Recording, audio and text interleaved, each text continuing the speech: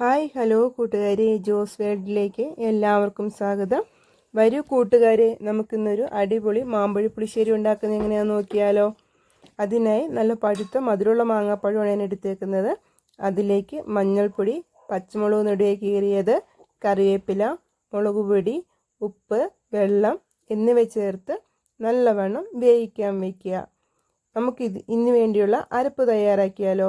അതിനായി ചിരകിയ തേങ്ങ, കുറച്ച് വെളുത്തുള്ളി, കുറച്ച് ചെറിയ ഉള്ളി, കുറച്ച് ചെറിയ ജീരകം, പെരുംജീരകം അല്ല കറിജീരകം എന്നിവ നല്ലവണ്ണം അരച്ചെടുക്കുക.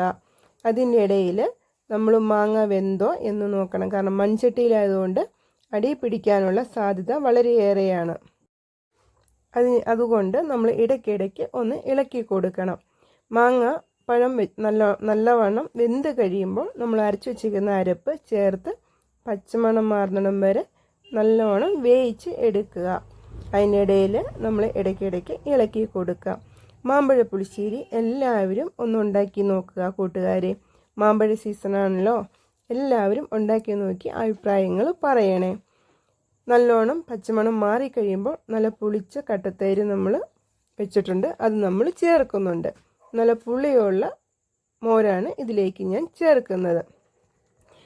ഗ്യാസ് ഓഫ് ചെയ്ത് വെച്ചിട്ടാണ് ഞാൻ ചേർക്കുന്നത്. കാരണം മൺചട്ടി ആയതുകൊണ്ട് നല്ല ചൂടായിരിക്കും, പിരിഞ്ഞു പോകാനുള്ള സാധ്യത ഏറെയാണ്. തീ ഓഫ് ചെയ്ത് വെച്ചിട്ട് 2-3 മിനിറ്റ് ഞാൻ നല്ലവണ്ണം ഇളക്കി കൊടുക്കുന്നുണ്ട്. നമ്മുടെ മാമ്പഴ പുളിശ്ശേരി റെഡിയായി. അതിലേക്ക് നമുക്ക് കുറച്ച് കടുക് താളിച്ചാലോ. അതിനായി ചെറിയ ഉള്ളി, വറ്റൽമുളക്, കറിവേപ്പില എന്നിവ ചേർത്ത് കടുക് താളിച്ച് ചേർക്കുന്നുണ്ട്. അതിലേക്ക് കടുക് താളിക്കുമ്പോൾ ഉള്ളി ബ്രൗൺ കളറായി കഴിയുമ്പോൾ ലേശം മുളക് പൊടിയും ചേർക്കുന്നുണ്ട്.